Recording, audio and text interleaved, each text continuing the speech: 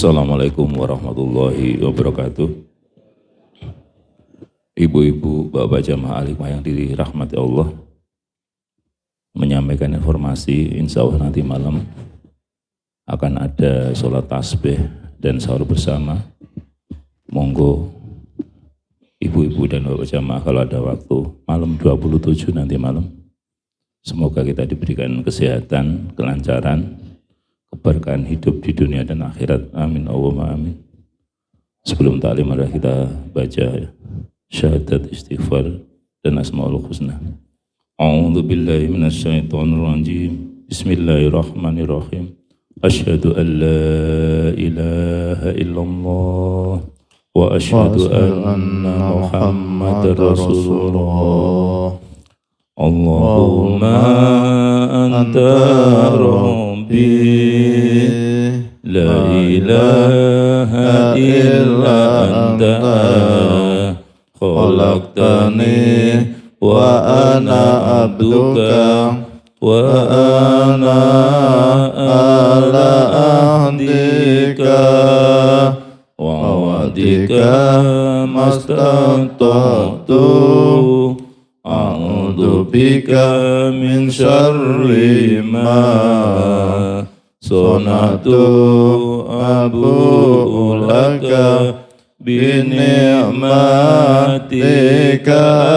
alayya wa abu'u bi dhanbi faghfir li fa innahu la yaghfiru dzunuba illa anta ya Allah. Bismillahirrahmanirrahim. Bismillahi badana walhamduli rabbina wassalatu wassalam linnabi habibina ya Allah ya Rabbana anta maqsuduna ridhaka madlubuna dunyana wa ukhrana ya Rahmanu ya Rahim ya Maliku ya Qudus ya Salamu ya Mu'min ya Muhaiminu ya Aziz ya Jabbar Mutakabbir ya Khaliqu ya Bari ya Musawwiru ya Ghaffar ya Qaharu ya Wahhab ya Razzaqu ya Fattah ya Alimu ya Qabid ya Basitu ya Khafid ya Rafi'u ya Mu'iz ya Mudillu ya Sami ya Basiru ya Hakam ya Adlu ya Latifu ya Khabiru ya Halimu ya Adimu ya Ghafur ya Syakuru ya Ali ya Kabiru ya Hafid ya Muqitu ya Hasib ya Jalilu ya Karim ya Raqibu ya Mujib ya Wasi'u ya Hakim ya Wadudu ya Majid ya Ba'isu ya Syahid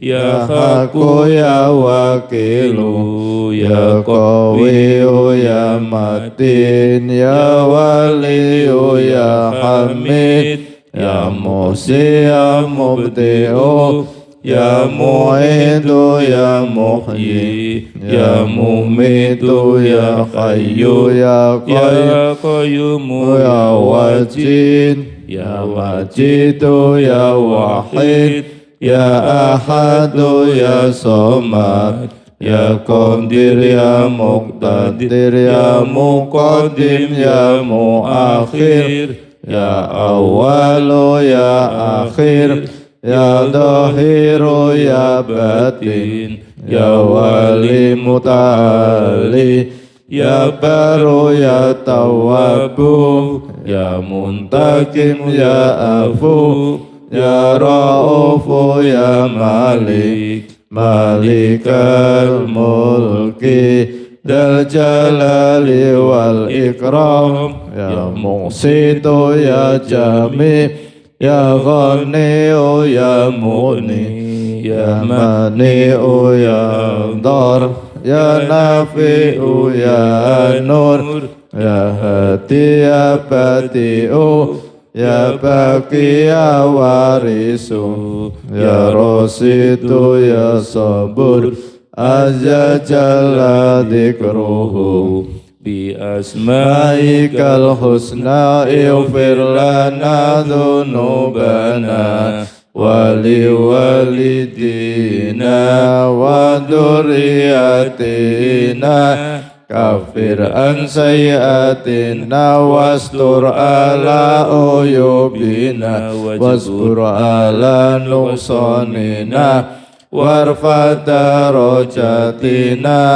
wazidna ilman nafi'a wa rizqan wasi'a halalan thayyiban wa amalan sholihah wa nawwir qulubana wa yassir umurana wa sahih ajsadana daima hayatina ilal khairi qarribna anis syarri ba'idna wal qurba rojauna akhiran nilnal munabali maqasidana waqdi hawaijana walhamdulillahina alladhi hadana salli wa sallim ala Toha Khalilir Rahman wa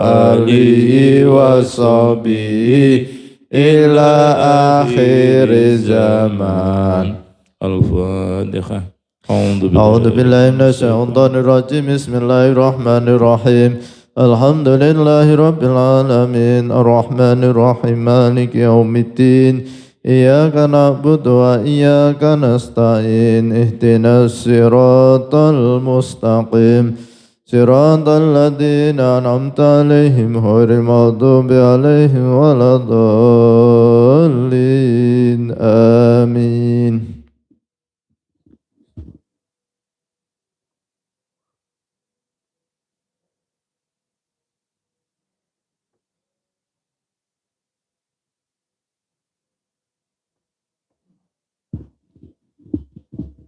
Assalamualaikum warahmatullahi wabarakatuh. Bismillahirrahmanirrahim.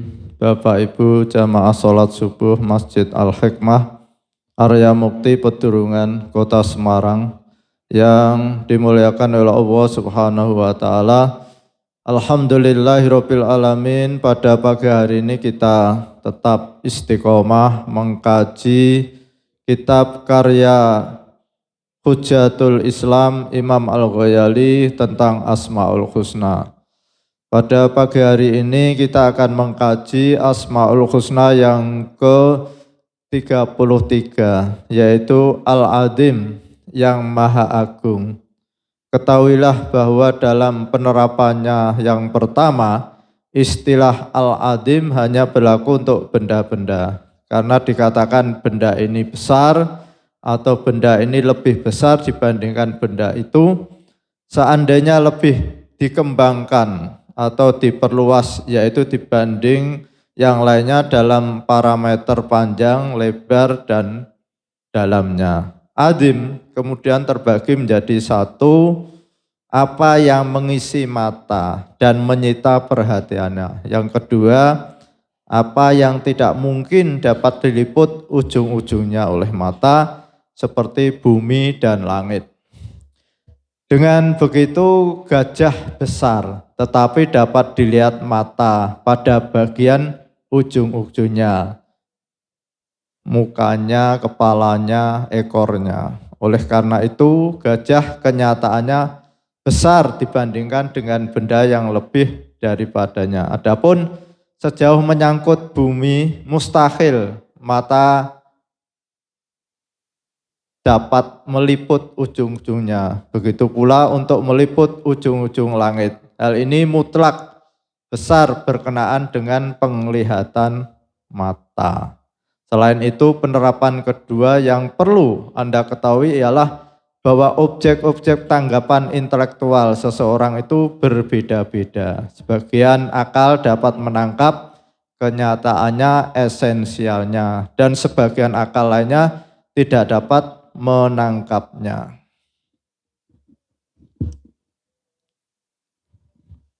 Bismillahirrahmanirrahim.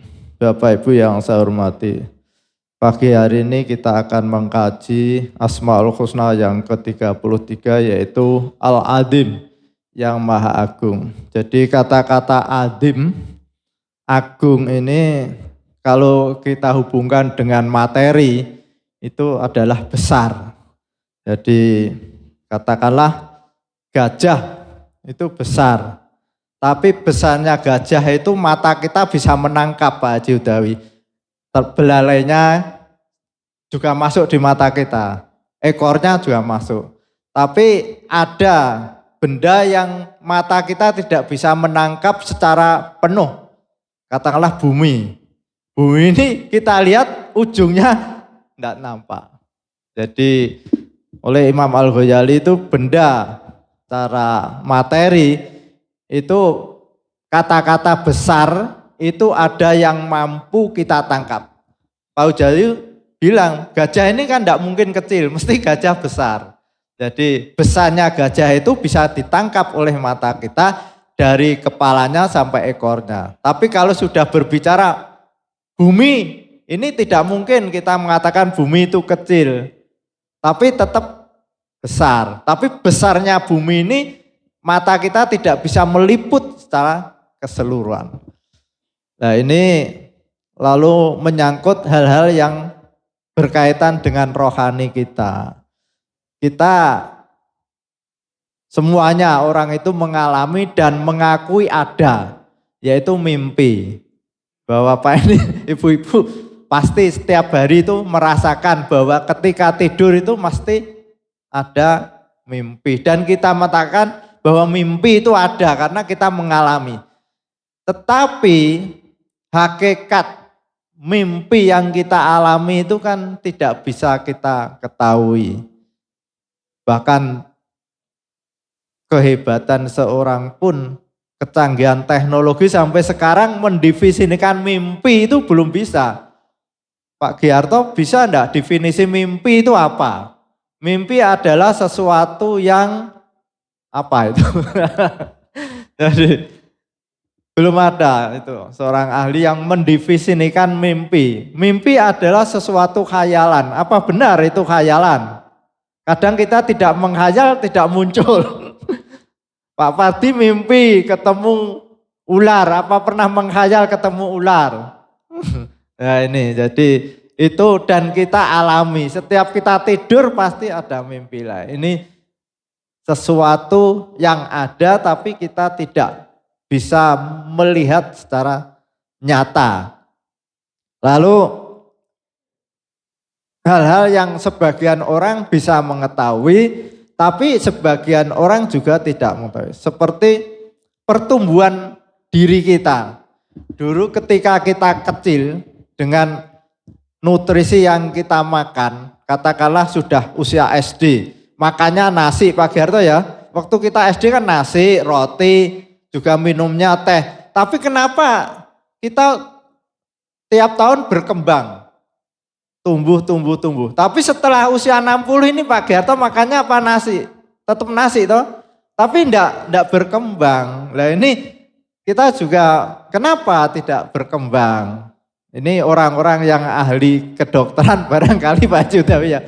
Kemarin Dokter Sony mungkin bisa menjelaskan kenapa setelah usia-usia dewasa orang itu tidak berkembang.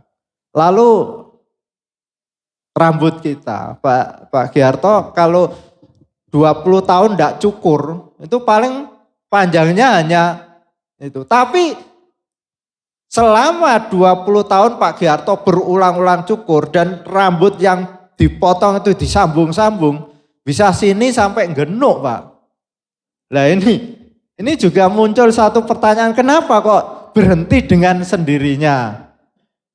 Nah ini terus ada rambut-rambut tertentu yang oleh Allah dibatasi pertumbuhannya. Coba alis.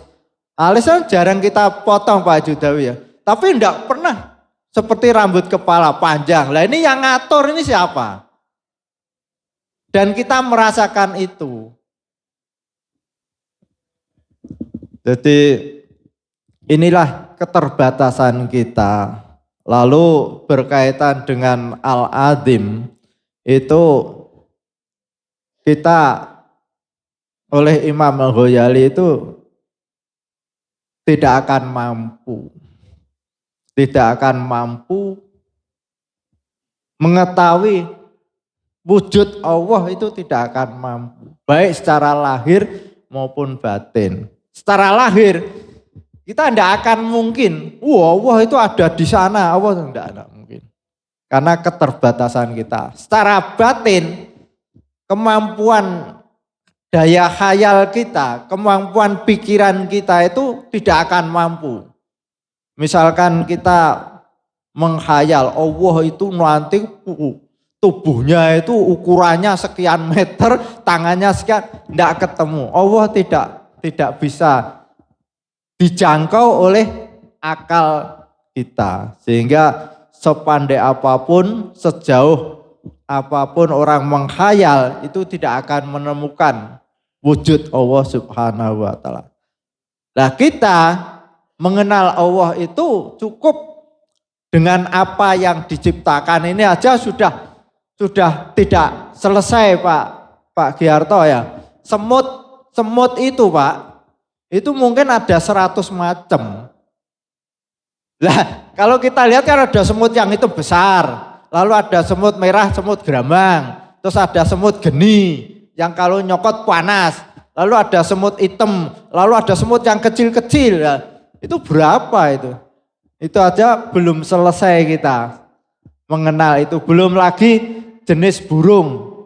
Burung itu dulu ada burung apa itu yang kuning itu apa Pak? Sekarang udah enggak muncul itu. Hilang dengan sendirinya. Podang. Ya. Waktu saya kecil sering masih ada burung podang. Sekarang di area Mukti enggak ada Pak, burung podang yang kuning itu. Kemana itu?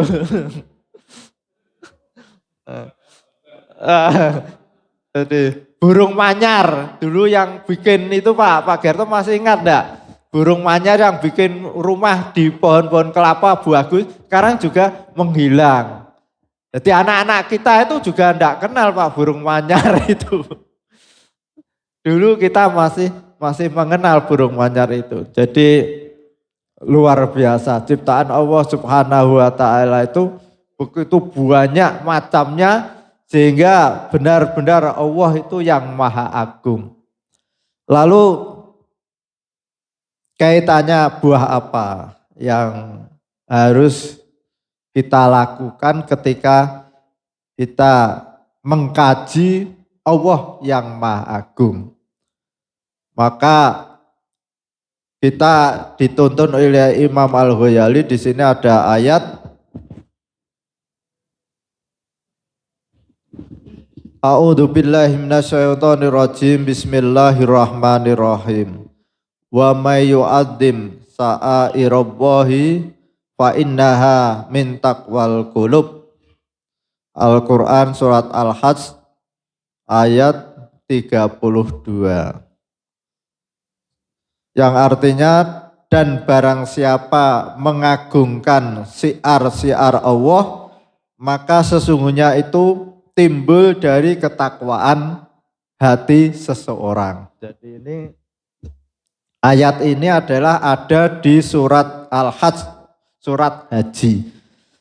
Sa'irullah itu berkaitan dengan haji ya, adanya tawaf, adanya sa'i, adanya lempar jumroh, adanya wukuf. Lah orang-orang yang mengagungkan syiar-syiar haji itu adalah muncul dari ketakwaan hati seseorang. Tanpa ketakwaan hati seseorang itu, orang akan merasa berat dan bertanda tanya. Wah boy, mosok ngibadah kok muter, tawaf itu kan muter tuh. Ngibadah kok muter-muter ini. Nah ini kalau enggak karena dorongan dari takwa kepada Allah Subhanahu wa taala, sami'na wa ata'na, kita mosok ibadah kok muter, lalu sa'i.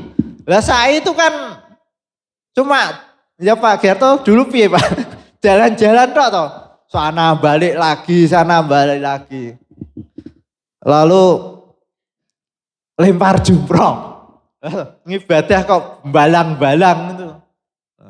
Jadi ini kalau tidak benar-benar berangkat dari hati yang takwa, hati yang karena taat pada Allah Subhanahu wa taala, itu rasanya wah, apa tuh iki kok koyong ini, ibadah kok koyong ini. Lalu wukuf di Arafah. Wukuf di Arafah itulah yo mung koyok kemah ya Pak ya. Di sana. Wah, itu luar biasa. Kalau tidak didukung dengan ketakwaan Allah Subhanahu wa taala itu berat. Lah orang jutaan nih Pak Judawi ya, di tempat yang seperti itu, terus karpetnya itu mungkin setahun tidak dicuci. Lalu kita di rumah karpet di sini berkali-kali dikasih parfum, dicuci di sana buat tidur. Belum lagi nanti kalau kita mau ke kamar kecil itu antrinya enggak tahu kalau sekarang. Nah, dulu saya sampai 20 orang lah, itu kan kalau selek kebelet itu kan benar-benar itu diuji kita itu.